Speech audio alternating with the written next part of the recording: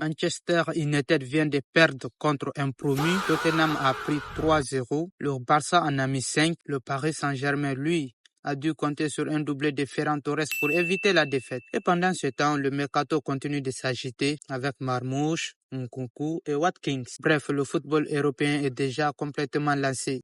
Alors, si vous avez raté les derniers jours du football, restez bien là parce qu'on va faire le tour d'Europe et surtout faire le tri entre ce qui mérite vraiment qu'on parle et ce qui peut passer à la trappe. Bienvenue dans le point noche. Et on commence en Angleterre parce que Manchester United vient probablement de vivre le week-end qu'il ne fallait surtout pas vivre pour commencer cette saison. Hull City 2, Manchester United 0. Un promu qui retrouve la Premier League après plusieurs années d'absence et qui bat Manchester United dès la première journée. Et le plus inquiétant pour United, ce n'est même pas uniquement le score, c'est la manière. Hull a été discipliné, agressif et surtout beaucoup plus efficace dans les moments importants. Manchester United a eu le ballon, a tenté, mais n'a jamais vraiment donné l'impression de maîtriser son match. Et forcément, les premières questions arrivent déjà. Est-ce que Manchester United vient simplement de rater son premier match? Ou est-ce qu'on vient déjà de revoir les problèmes qui ont plombé l'équipe la saison dernière? Alors évidemment, ce n'est que la première journée. Il serait complètement prématuré de tirer des conclusions définitives. Mais perdre 2-0 contre un promu dès la première journée après autant d'attentes autour du club, forcément, ça fait parler. Et pendant que Manchester United s'enfonçait, Tottenham n'a pas vraiment fait mieux. Brentford 3, Tottenham 0. Et là aussi, le résultat est assez brutal. Tottenham a beaucoup investi cet été. Les ambitions sont importantes et la saison commence par une défaite. Brentford, de son côté, n'a pas volé sa victoire. Lewis Potter, Janelt et Kyodo ont fait la différence. Tottenham va donc devoir rapidement réagir. Et justement, Tottenham pourrait déjà apporter une réponse sur le mercato. Selon Fabrizio Romano, Tottenham et Manchester City ont trouvé un accord verbal pour Omar Marmoush. L'opération serait prévue sous la forme d'un prêt avec une clause d'achat qui pourrait devenir obligatoire sous certaines conditions pour environ 50 millions de livres. Marmoush aurait déjà donné son accord à Tottenham et une visite médicale est prévue très bientôt. Donc attention, on n'est pas encore sur une officialisation définitive, mais le dossier est très avancé. Et après un 3-0 contre Brentford, Tottenham pourrait donc rapidement accueillir un renfort offensif important. Autre match complètement fou, Newcastle 2, Liverpool 2. Liverpool pensait peut-être repartir avec beaucoup plus de difficultés, mais les restes ont finalement arraché le point du match nul dans les dernières secondes. Szoboszlai égalise sur penalty à la 99e minute. Un point sauvé donc, mais cette rencontre relance aussi un débat autour de Liverpool. Est-ce que le problème des Reds se résume réellement au manque d'un milieu récupérateur? Andoni Iraola estime justement que recruter un milieu spécialisé dans la récupération ne serait pas forcément la solution au problème montré par Liverpool contre Newcastle. Et personnellement, je trouve le débat intéressant parce qu'en football, on cherche parfois un joueur pour régler un problème qui est en réalité collectif. Oui, Liverpool peut avoir besoin d'un milieu, mais est-ce qu'un seul joueur peut corriger tous les problèmes défensifs d'une équipe? C'est justement la question que je me pose. Et rapidement, parmi les autres résultats à retenir, Brighton a écrasé Aston Villa 4-0. Manchester City s'est imposé 2-1 contre Bournemouth et Arsenal commence également très fort avec une victoire 3-0 contre Coventry. Donc après cette première journée,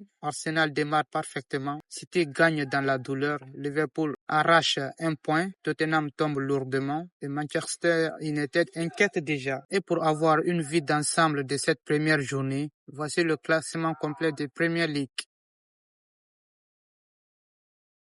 On quitte l'Angleterre et on prend maintenant la direction de l'Espagne. En Espagne, deux des grands favoris ont déjà envoyé des messages très différents. Le Barça n'a pas fait dans la demi-mesure. 5 buts. Rafinha a inscrit un doublé, Fermín López également, et Adeyemi participe aussi au festival. Et le plus surprenant, on n'a pas vu un grand Lamine Yamal. Le champion démarre donc très fort et forcément, après une telle entrée en matière, le message est clair. Le Barça compte bien défendre son titre, mais tout n'est pas parfait côté catalan.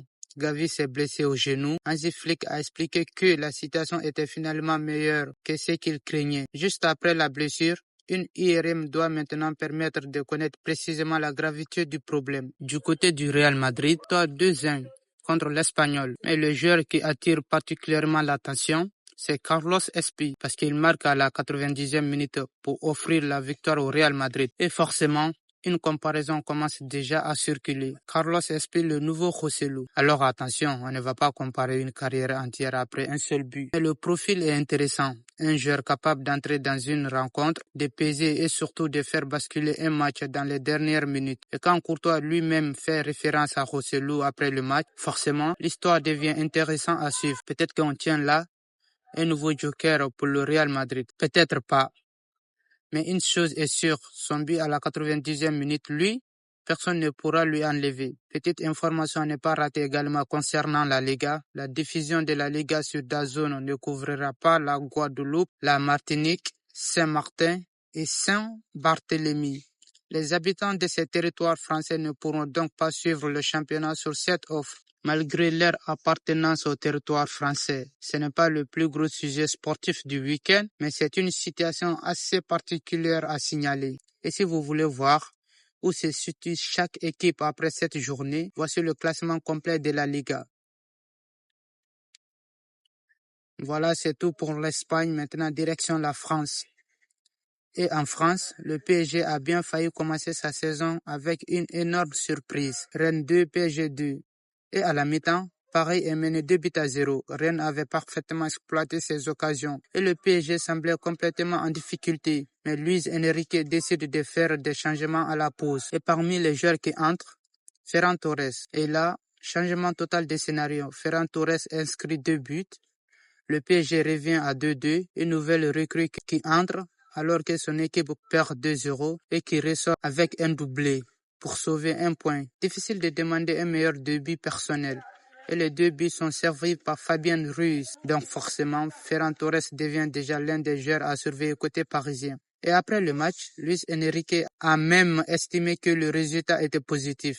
Et je peux comprendre, quand tu es mené 2-0 à l'extérieur et que tu reviens à 2-2, tu peux effectivement considérer que tu as sauvé quelque chose. Mais d'un autre côté, est-ce qu'un PSG de ce nouveau peut vraiment se satisfaire d'avoir été mené 2-0 par Rennes? C'est là que le débat commence. Pour moi, le résultat est positif compte tenu du scénario. Mais la première période doit clairement poser quelques questions. Et derrière Paris, Marseille et Lens ont envoyé un signal. Marseille s'impose 4-0 contre Strasbourg et Lens frappe encore plus fort avec un 5-2 contre Auxerre. Donc Paris laisse déjà 2 points en route, pendant que certains concurrents commencent avec une grosse victoire. Ce n'est que la première journée, évidemment.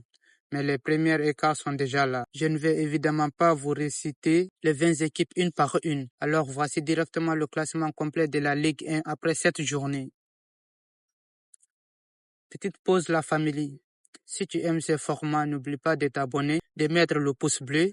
Ça aide énormément au référencement de la vidéo.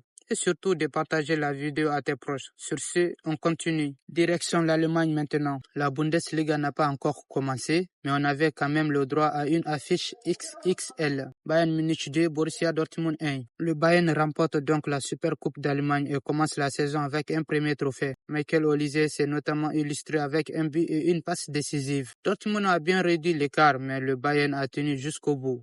Et même si ce n'est qu'une super coupe, battre Dortmund pour commencer la saison avec un trophée, ça reste un message intéressant. Et côté Mercato, voilà probablement l'information allemande qui m'intéresse le plus. Christopher Nkunku retourne au RB Leipzig.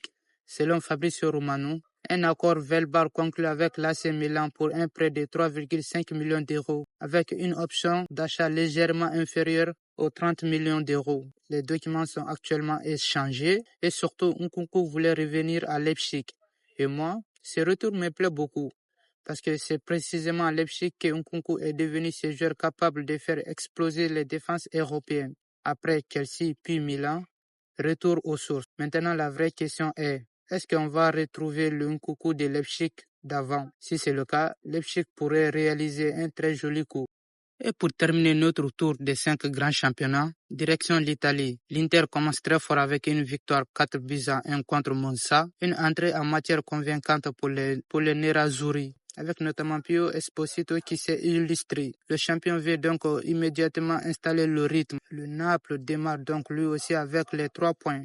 Et forcément, quand l'Inter et Naples commencent tous les deux par une victoire, on commence déjà à surveiller la course au sommet. Petit mouvement mercato à signaler également. Selon Fabrizio Romano, Mattia Perin va quitter la Juventus pour rejoindre Palerme. La visite médicale est prévue en début de semaine. Et à Turin, Camille Grabara est annoncé comme le favori pour devenir le nouveau gardien remplaçant de la Juventus. Un transfert qui entraîne donc déjà un autre mouvement. Avant de refermer ce chapitre italien, petit coup d'œil au classement complet de la Série A.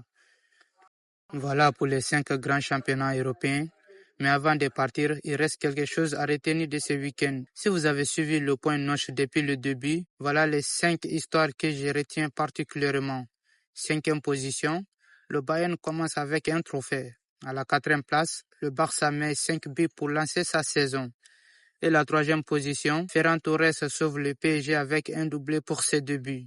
À la 2e place, Carlos Esprit marque à la 90e minute pour offrir la victoire au Real Madrid. Et la 1re place, Manchester United perd 2-0 contre Hull. Et oui, j'ai mis Manchester United numéro 1 parce que ce résultat risque de provoquer énormément de discussions dans les prochains jours. Et finalement, qu'est-ce qu'on doit retenir de ces premiers gros week-ends européens? Pour moi, c'est simple. Les favoris ont commencé à montrer leur visage, mais certains aussi ont déjà laissé apparaître leur première faille.